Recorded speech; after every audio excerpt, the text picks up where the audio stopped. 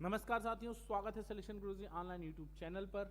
और आज SSC GD के practice session batch selection batch के तीसरे दिन हम आपका एक बार हार्दिक स्वागत और अभिनंदन करते हैं। और हम उम्मीद करते हैं कि पिछले 2 सेशन से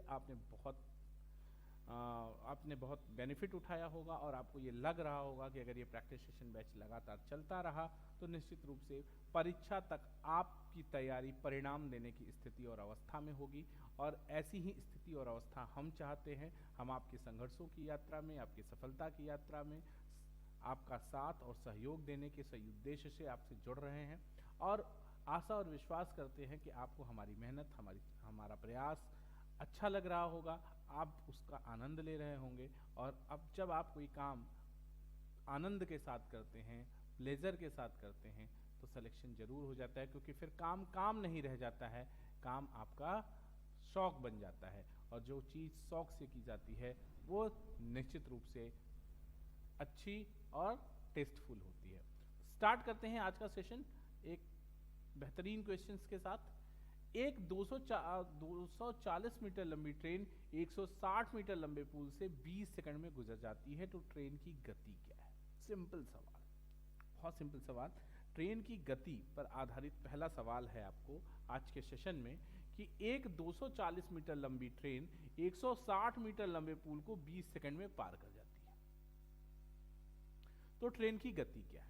बात समझने की कोशिश करना दोस्त। सवाल यह है कि जब कोई ट्रेन किसी पुल या प्लेटफॉर्म को पार करती है तो अपनी लंबाई और उस पुल या प्लेटफॉर्म की लंबाई के योग के बराबर दूरी चलती है, और गति पूछ रहे हैं तो गति बराबर होता है चाल बराबर दूरी बटा समय। और यहां दूरी क्या है? 240 प्लस 160 बटे समय क्या है? 20 सेकेंड। और यहाँ पे ये जो चाल है ये मीटर है, और यहाँ ठीक है, तो 2 1 3 1 400 बटा 20, यानी आप ये कह सकते हैं 20 मीटर प्रति सेकेंड। और 20 मीटर प्रति सेकेंड का मतलब ये होता है, इसको किलोमीटर प्रति घंटा में बदलेंगे तो 20 गुणित 18 बटा 5, तो 5 चौके 20 और 18 चौक 72, 72 किलोमीटर पर आवर। ये आपका ऑप्शन ए सही हो जाएगा। यहाँ तक कोई तकलीफ नहीं है। ऐसे बहुत से सवाल आपने किए हैं, और ऐसे ही सवालों को, बहुत बड़े बड़े सवाल नहीं आते एसएससी जीडी में दोस्त, बहुत भ्रम में मत रहिए। बड़े बड़े बुक्स और बहुत बड़े बड़े चैनल्स को देख के आप घबराइए मत कि हमको तो बहुत हाई फाई बताया जा रहा है। ऐसा कुछ नहीं है, बहुत आसान से सवाल आते हैं। पहले अपने अंदर कॉन्फिडेंस बिल्डअप करिए कि हम एसएससी जीडी लेवल का जो भी एग्जाम आता है वो सारा एग्जाम का क्वेश्चन हम कर सकते हैं, कर लेंगे। ठीक है, तो बढ़ते हैं अगले क्वेश्चंस की तरफ, ध्यान दीजिएगा।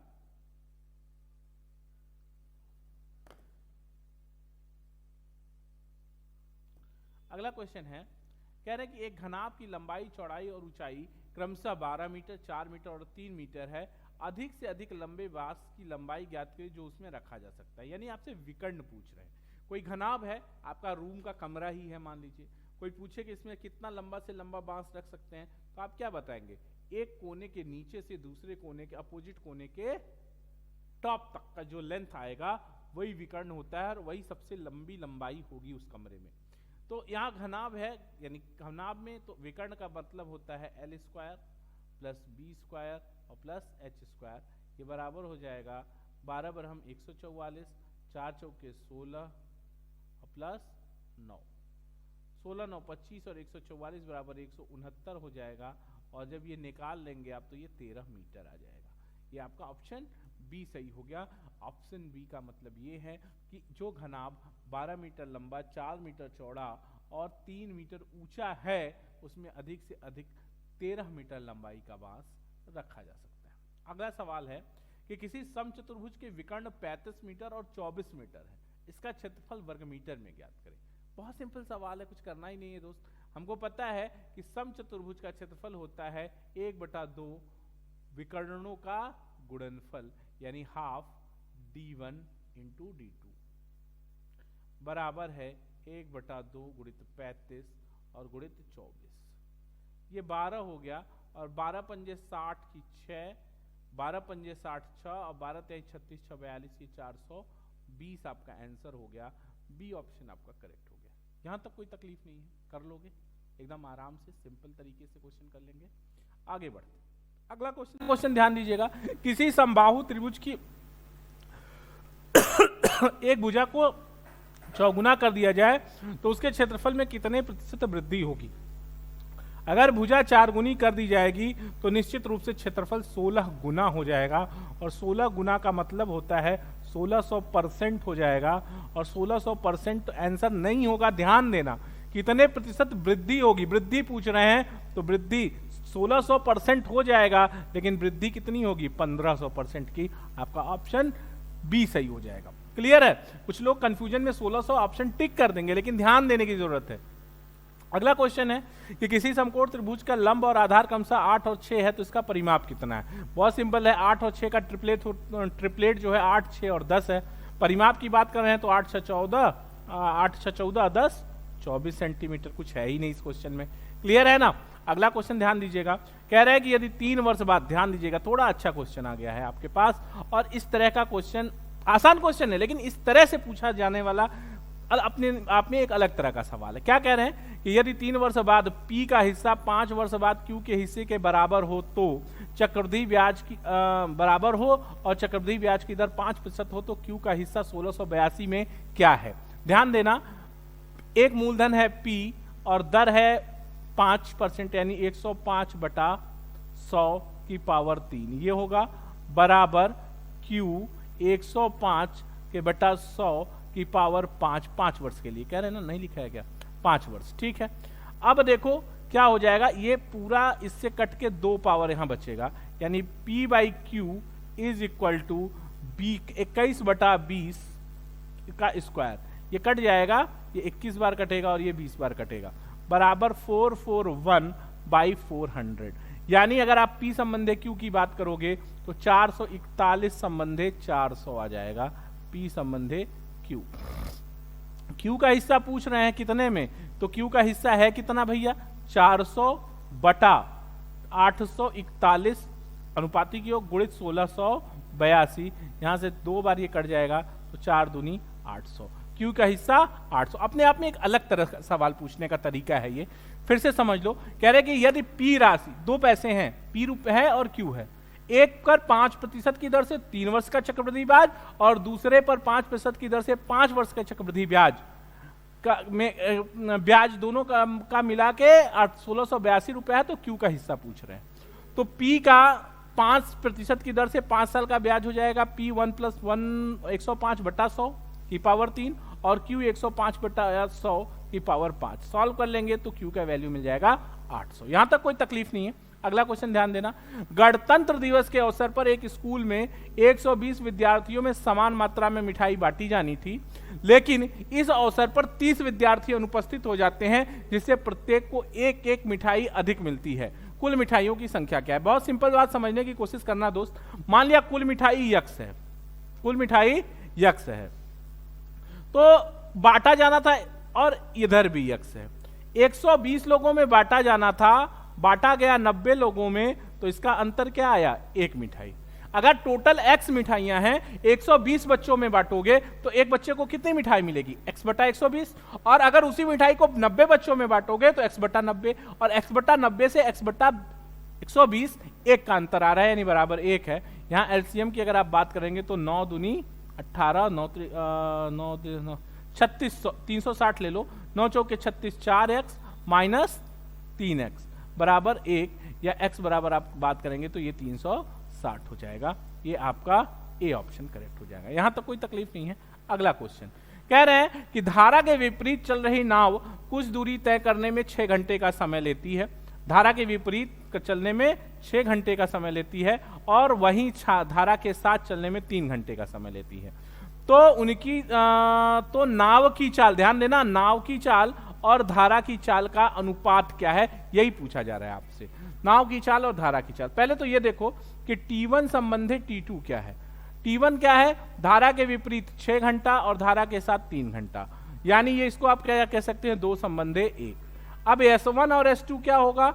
इसका उल्टा होगा, 1 संबंधे 2 होगा। अब यस क्या है? x - y है, धारा के विरुद्ध चाल बराबर 1 और धारा के साथ चाल y बराबर x प्लस वाई बराबर 2। अब यहां से अगर नाव की चाल निकालोगे तो नाव की चाल हो जाएगी 3/2, और अगर धारा की चाल निकालोगे तो धारा की चाल हो जाएगी 1/2, क्योंकि इसके अंतर धारा के साथ चाल और धारा के विपरीत चाल के योग का बटा 2 नाव की चाल होती है, और धारा के साथ चाल और धारा के विपरीत चाल के अंतर का बटा 2 धारा की चाल होती है। अब देखो नाव और धारा में अनुपात क्या है, नाव और धारा 3/2 और 1/2, ये खत्म हो जाएगा इससे 3 संबंधे 1। कोई दिक्कत, ये आपका ए ऑप्शन करेक्ट हो गया, यहां तक कोई तकलीफ नहीं है। अगला क्वेश्चन ध्यान देना, किसी संख्या का 60% अन्य संख्या के 4/5वां भाग है, ऐसे समझो। क्रमशः पहली संख्या और दूसरी संख्या के बीच अनुपात क्या है, तो सिंपल सी बात है ना यार, 60% ये है और 60% को ही बदल लो। 60% क्या हो जाता है 3/5, और ये क्या है 4/5, 5 से खत्म हो जाएगा, 3 संबंधे 4 आपका ये अनुपात हो जाएगा, सी ऑप्शन करेक्ट हो जाएगा। अगला क्वेश्चन क्या है, कह रहा है कि तीन संख्याएं क्रमशः 3 संबंधे 5 के अनुपात में है और इनका औसत 70 यानी योग 210 है, तो छोटी संख्या क्या है, तो 3 2 5 5 10 x बराबर 210, x बराबर 21, तो कह रहे हैं सबसे छोटी संख्या 2x बराबर 42। सिंपल ए ऑप्शन करेक्ट हो जाएगा, यहां तक कोई तकलीफ नहीं। अगला क्वेश्चन ध्यान देना, अगर बहुत ज्यादा तेज चल रहा हूं तो वीडियो को पॉज करके आराम से रोक के देख लीजिएगा, कोई दिक्कत नहीं है। ऐसे क्वेश्चंस को इतनी ही फास्ट टैकल करने की जरूरत भी है क्योंकि एग्जाम और कंपटीशन है, आपसे कोई आगे निकल जाए, इसलिए ये जरूरी है कि अपनी स्पीड और एक्यूरेसी दोनों को मेंटेन करिए। ध्यान दीजिएगा, कह रहे हैं कि सीता किसी दूरी की आधी 10 किमी प्रति घंटा से और शेष आधी दूरी 15 किमी प्रति घंटा से जाती है, तो उसे आधे घंटे समय लगता है। दूरी क्या है, ध्यान से समझ लीजिएगा, टोटल आधा घंटा लगता है ना, तो समझ लीजिए आधी दूरी 10 से और आधी 15 से, तो समय बराबर दूरी पूछ रहे हैं, दूरी बराबर क्या होता है चाल गुणित समय, पता है आपको। चाल क्या हो जाएगा 2 × 10 × 15/25 और इंटू समय आधा घंटा है तो 1/2 कर लो, ये 1 घंटा हो गया, ठीक है, आधा घंटा हो गया। अब 5 तिहाई 15, 5 पचे 25, 5 दूनी 10 और 2 से 2 खत्म, यानी 6 किलोमीटर की वो दूरी है, ठीक है, 6 किलोमीटर वो दूरी है, यहां तक कोई दिक्कत नहीं है। अगला सवाल ध्यान दीजिएगा, पिता की उम्र पुत्र की उम्र की 6 गुनी है, इसको मैं आपको होमवर्क छोड़ रहा हूं, ये ऐसा बहुत सारा क्वेश्चन मैंने कराया है आपको, इसीलिए छोड़ रहा हूं कि पिता की उम्र पुत्र की उम्र की 6 गुनी है। 4 वर्ष पहले पिता की उम्र पुत्र की उम्र की 16 गुनी थी, तो पिता की उम्र क्या है, एज अ होमवर्क छोड़ रहा हूं। कमेंट सेक्शन में हमको जरूर बताइएगा कि इसका होमवर्क का क्वेश्चन का आंसर क्या होगा। अगला क्वेश्चन ध्यान दीजिएगा, 25% अल्कोहल विलेन की 500 ml मात्रा में शुद्ध अल्कोहल की कितनी मात्रा मिलाई जाए कि परिणामी विलेन में अल्कोहल 40% हो जाए। समझना बात को, 500 ml है, 500 ml है, इसमें 25% अल्कोहल है, 25% का मतलब 125 ml है, तो बचा कितना 375 ml। कह रहे कितना शुद्ध अल्कोहल मिलाएं कि अल्कोहल की मात्रा 40% हो जाए, यानी ये जो पानी है वो कितना हो जाए 60% हो जाए। तो 60% बराबर अगर 375 है तो 40%, इसको 40% होना है, तो 40% बराबर कितना होगा, ये हो जाएगा 375/60, 40% बराबर 375/60 गुणित 40, 20 दूनी 40, 20 तिहाई 60, 125, 125 दूना 250, ठीक है, 250 ml हो जाएगा। और यहाँ 250 ml होने के लिए 125 में 125 ml आपको और अल्कोहल मिलाना होगा। क्लियर है बात। अगला सवाल कह रहे हैं कि किसी काम को ए अकेले 8 दिन में तथा बी 12 दिन में कर सकते हैं।